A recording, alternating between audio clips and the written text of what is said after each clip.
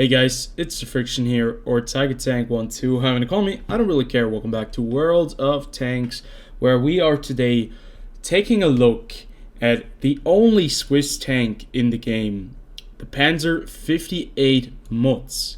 Today we're going to review this tier 8 premium medium tank, which is in the German tech tree, or it used to be a part of the German tech tree, of the premium tech tree. Nowadays you have to buy it for real life currency, or you can also get it with some bonds. So let's go and take a quick look before we go into the characteristics of the vehicle itself, so we can just see where you can actually get this vehicle from.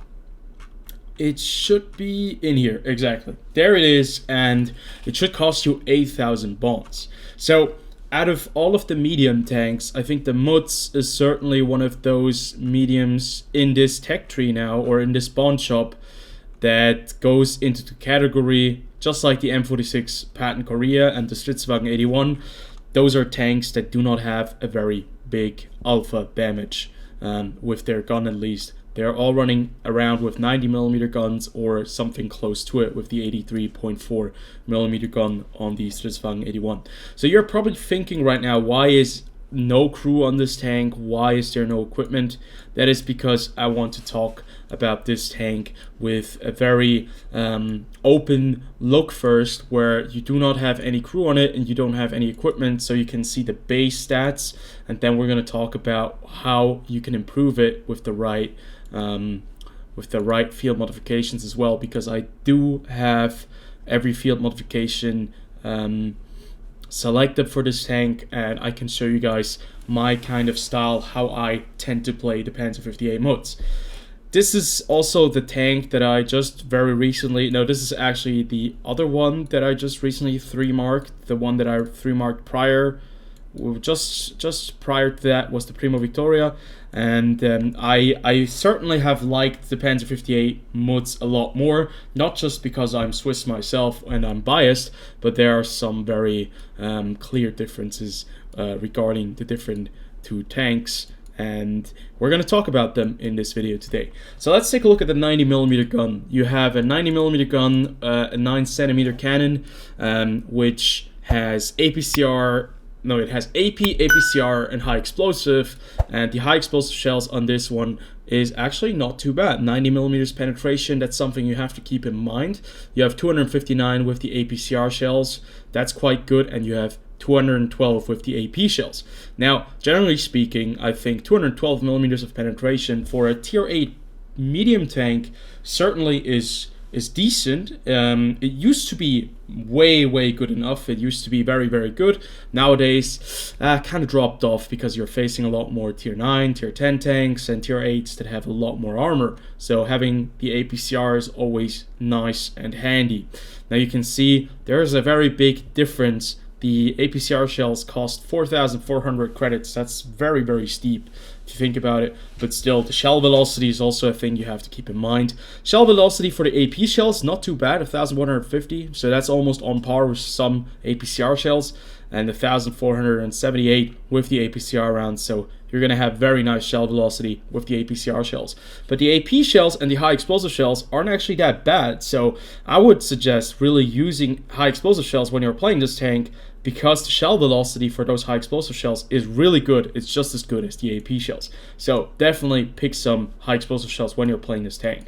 Now moving on to the gun, 250 alpha damage, right? It's a 90mm gun, 212mm of penetration, that's the average. Your rate of fire right here without any crew, but with some field modifications, you can see 7.82 rounds per minute. So the rate of fire is actually, I would say it's quite high. It's not the highest, it isn't the highest rate of fire, but it definitely is suitable for tier 8, let's put it that way.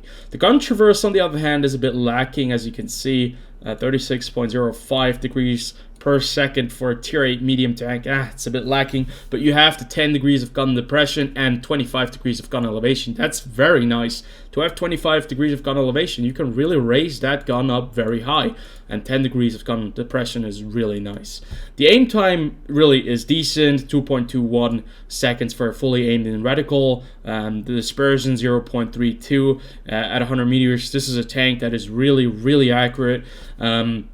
And this is a tank that does work very well from the second line of defense or offense. Now, why is that? Because you do not have a lot of HP. You have 1,350 HP, you have 90 millimeters of frontal hull armor, 30 on the side, 40 on the rear. You have less armor on the side than on the rear, so high explosive shells will be extremely devastating towards this tank. And you have 120 millimeters at the front of the turret, 65 on the side and 40 at the rear, so even the turret is very easily penetratable. You don't even really need to aim very much. There's a big old cupola on top. You can hit the cheeks. Unless you're very far away and you have very bad accuracy, there usually is no chance of bouncing the Pz.58 Mutz. And also, it's quite a big tank. Now, if we compare it to the T-54 Mod 1, you can see that the Pz.58 Mutz does stick out a little bit more. It's higher, and it's just as wide. So, yeah, those are things that you have to keep in mind when you're playing this tank, because you really want to be able to survive when you're playing a medium tank, because you want to be able to help your team out if you have to, and you want to be able to still deal some damage without putting yourself at too much of a risk. Now, moving on to mobility, the tank itself, just like the Stridswagen 81 or the Primo Victoria, isn't the fastest. 50 kilometers per hour top speed used to be really good, especially for German medium tank at tier 8. There are no other tier 8 medium tanks in the German tech tree that are as fast as this one. You can see the Panther 88 is at 46 kilometers per hour, and if we go over to the Indian Panzer, that might come closest to it if you have the right engine inside of the vehicle. It's 55 kilometers, so it's actually faster than the Pz.58 Mutz, but you have a better specific power to weight ratio. You have you weigh less, probably. The engine power is 618 horsepower or 600 horsepower. And a traverse speed of 45.06 degrees per second is not the worst either. Now, obviously, if you're running equipment on this tank, because we're going to address this right now, what I would suggest playing is certainly I would want to have the turbocharger. I want to be faster. I want to have that additional specific power to weight ratio, and I want to have the 55 kilometers per hour top speed. That is always a very nice thing to have. Now, the next thing we'll have to look into is we're going to take a look into the field modifications. But first, let's finish the spotting and the concealment tab first, because the vehicle itself is not very... It's not very stealthy. It's a large tank, and you can see the concealment is not that great. 20.14% when the vehicle is stationary, or 16.6% when the vehicle is moving. So you really want to invest in the camo values. Whenever you're playing a medium tank, you always want to invest in the camo. And then you have 390 meters base view range. For tier 8, that's decent. And I think now is the time where we can put all of the crew in, and we can take a look at the field modifications and the right equipment.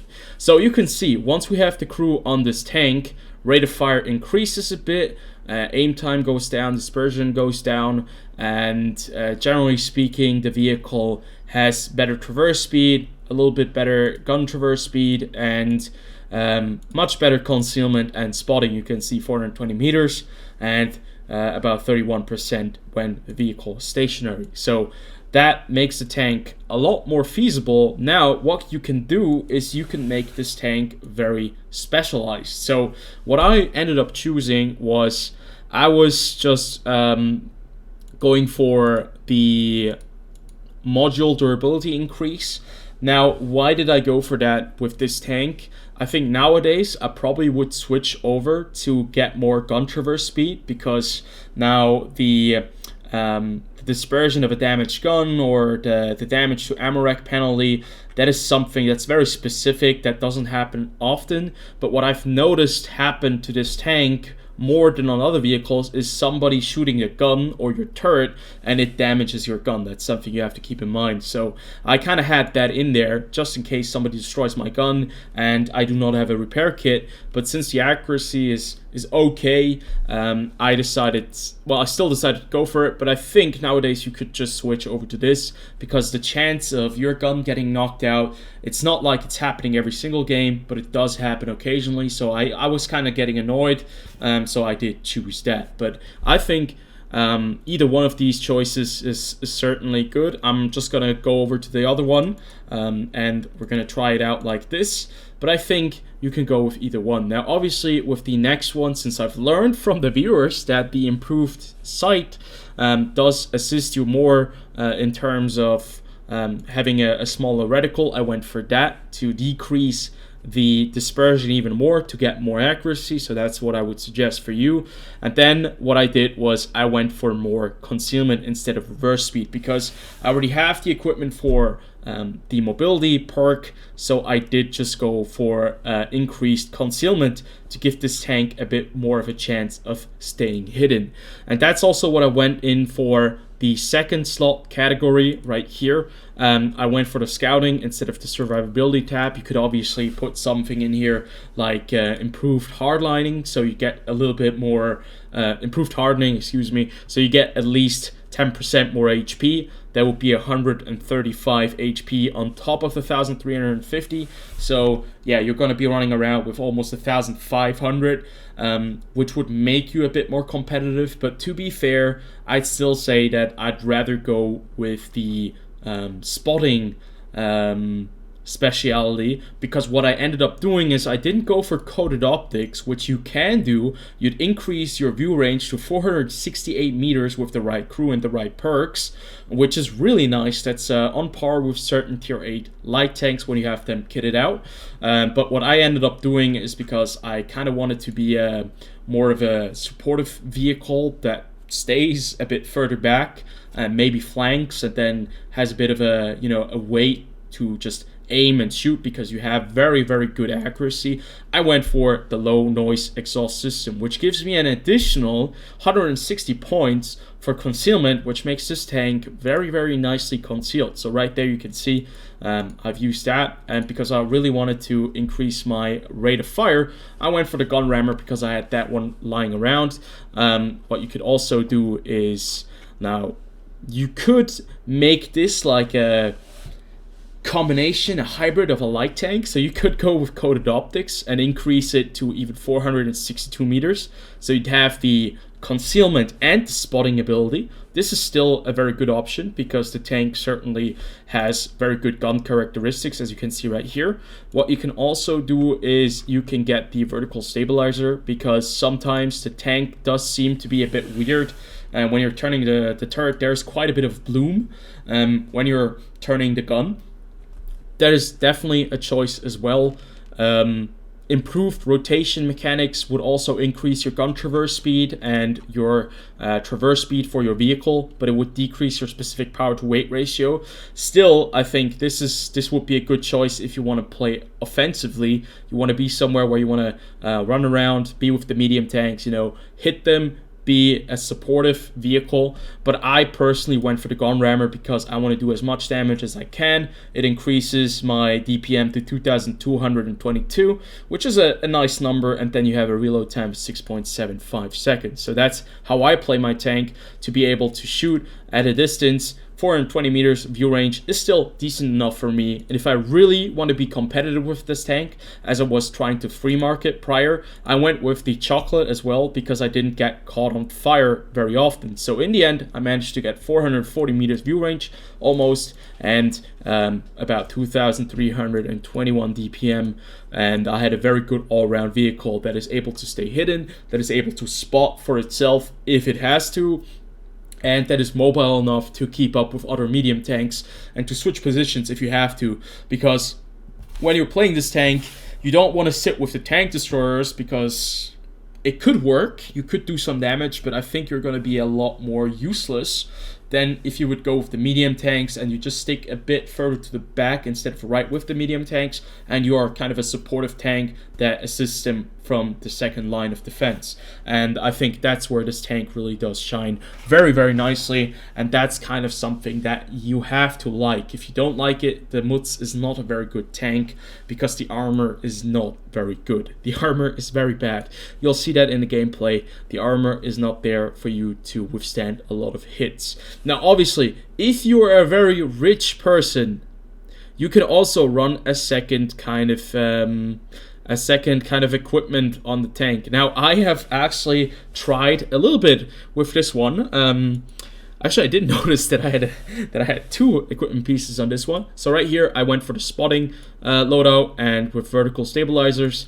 This is something you could use if you're trying to, I don't know, if you're trying to outspot your light tanks. But then you probably would take like the concealment or additional concealment to it instead of the vertical stabilizers. And right here I could switch out the equipment with maybe vents, and then I put the vertical stabilizer in here, and then in the end we would be playing a medium tank that can be with support other medium tanks, do a lot of damage, just as long as you do not get shot at. I think you can, be a very nice additional support, because 212 millimeters of penetration is going to be very, very nice to assist even with the heavy tanks. When they're in front of you, like on the side, you can still penetrate them very, very reliably. So, having talked about all of that, let's move on to the gameplay and finally see what this tank is capable of on the battlefield. Okay, so this gameplay on the map Westfield, just a couple of days after patch 1.60 has dropped. In a tier 8 matchup, pretty good situation for a Pz.58 Mutz. There's not too much heavy armor that you're going to be facing on the west side if you go the medium route. And you're going to be able to still provide quite a lot of fire support if you go to the place where I go. So the very first thing you notice is I have 3 marks of excellence on this tank. So that means I no longer have to play extremely cautious to do like a massive amount of damage. Now I can play how I want to play, and that means I want to play aggressive. It's not the best tactic in a Pz.58 Mutz, but I'm going to show you some caveats. There are some things that I do adapt to still be aggressive, but at the same time preserve my HP, because that's very important when you're playing this tank. A lot of the theoretics that we've talked prior in the viewing of the tank itself are going to show themselves in practice in this match. Hopefully I can show every single one of the things. Now, with the turbo, as I mentioned, this tank is not slow. We're just as fast as the Pz.46, one of the best tier 8 premium medium tanks out there. You can see we're able to keep steady, stay on the same kind of position, and we were able to get into the same position very quickly. Now, once more, I want to address that this tank also has 10 degrees of gun depression. That is something that not a lot of medium tanks sport at tier 8. 10 degrees of gun depression is really, really great, especially in this little, these hilly areas where you have to, go into a dip or, put your tank on a slope. That's where these 10 degrees of gun depression come in really, really handy. Now, one of the things you'll notice me doing right here is I'm trying to stay hidden. I don't want to be too aggressive. I still want to spot and I want to do some damage, but right there you can see I get hit. I was not spotted before I shot. The fact is this Type 59 was actually hiding behind me, and I did get shot because it was a blind shot. He thought he was shooting the Type 59, but he hit me. And you can see that was the turret armor. That's 120 millimeters of armor right there. Even angled, it's not very effective because it's just not a very good hull and not very good armor on this tank. So you have to kind of live with that. So I'm very cautious. You can see the very beginning of this match is going to be a bit slow.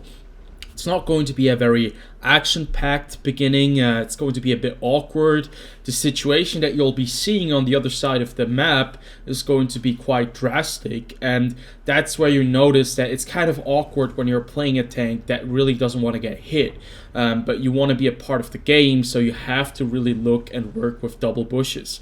Now, for me, I'm able right here to spot a little bit, get some spotting assistance, and I'm still trying to put some pressure on the Type 59 and the T-44 without getting myself exposed too much. But at the same time, it takes too long, right?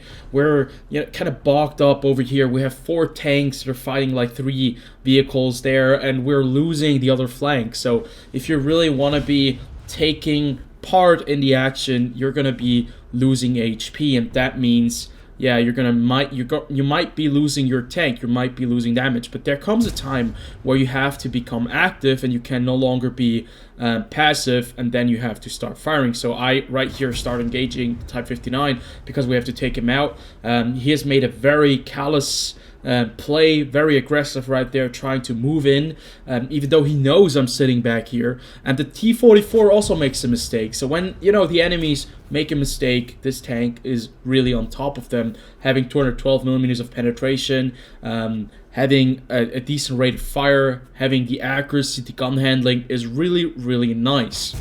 And now we're going to get to the part where you'll see how important the HP is and the preservation of HP, and at the same time how well you can do with a tank if you know the basics of the game, if you know the spotting mechanics, if you know the strengths of the vehicle. Right here I'm trying to knock out this T-42. That was a horrible shot, didn't aim.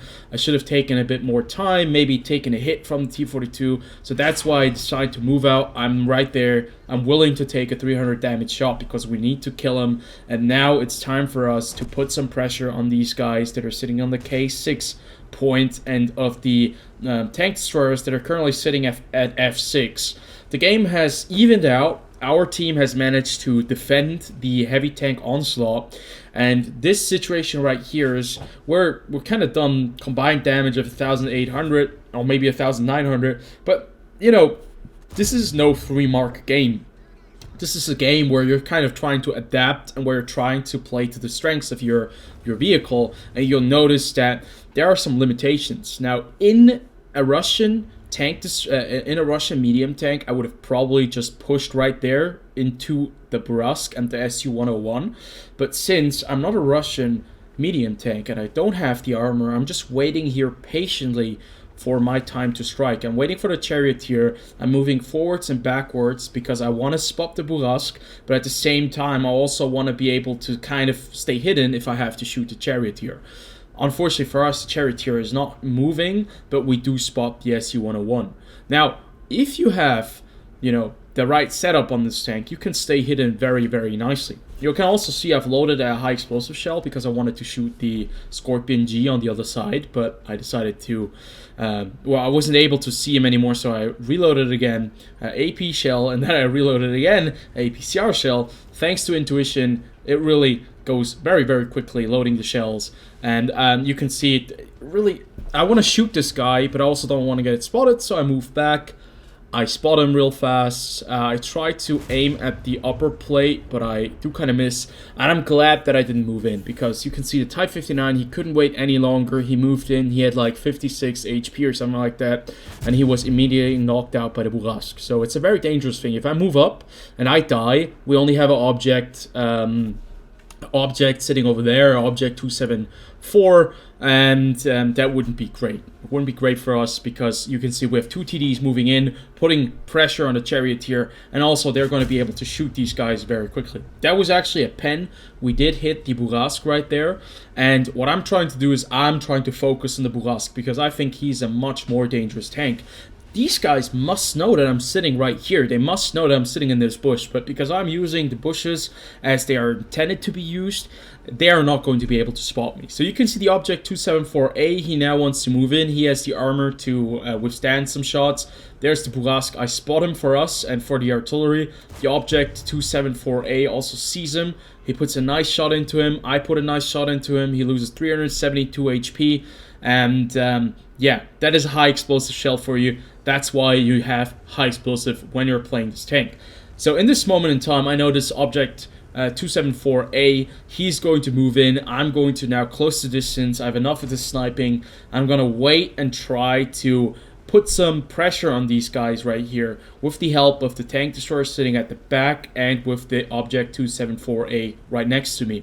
The artillery is hopefully still raining down some pain on these guys, but the very nice thing about this tank is just, the mobility is going to get you still from point A to B quite quickly. The gun handling is quite nice. You have 10 degrees of gun depression. I do take a hit right there. That's why it's important that you are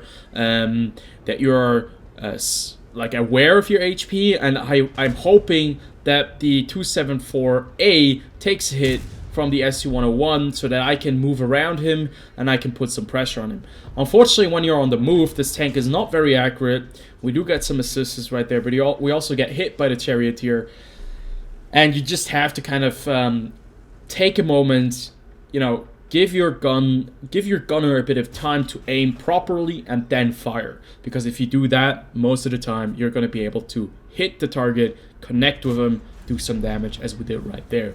Having the 1,150 meters per second shell velocity is also very nice. That is a feature that I think is very, very cool, especially on the AP shells.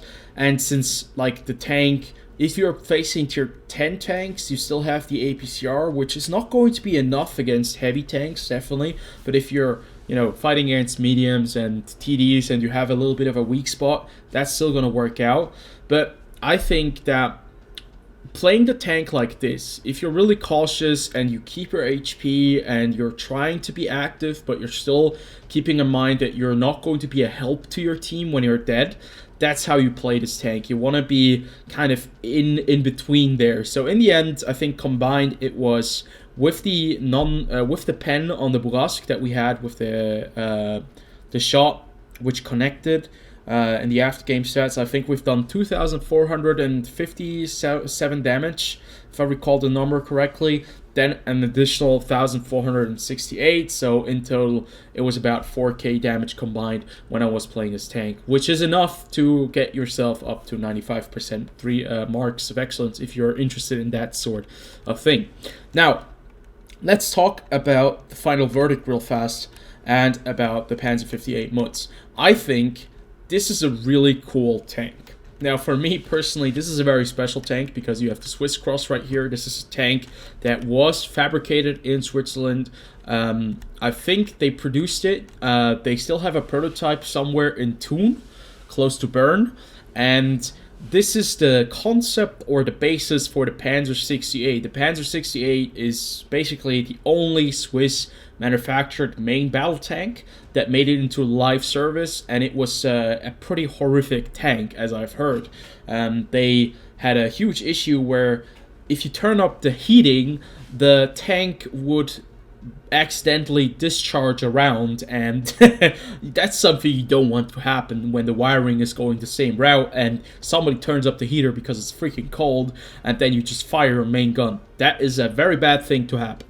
But still, I would greatly appreciate new lines of tanks coming into the game that could be like pan-European or just European, and we'd have like the Swiss tanks in there somewhere. It doesn't have to be an entire line, it could just be a couple of them, but at least give it the clear designation. But because right now it's under the German section, and I don't want to be a dick, but Switzerland and Germany are not the same. And if you're talking to a Swiss person and you're calling them a German, oh yeah, you gotta dress up quite warmly, because we do not like that. It's worse than calling us Swedes, because we're not Swedes either. But either way, enough of that. Let's have a little bit of a final chat about this tank.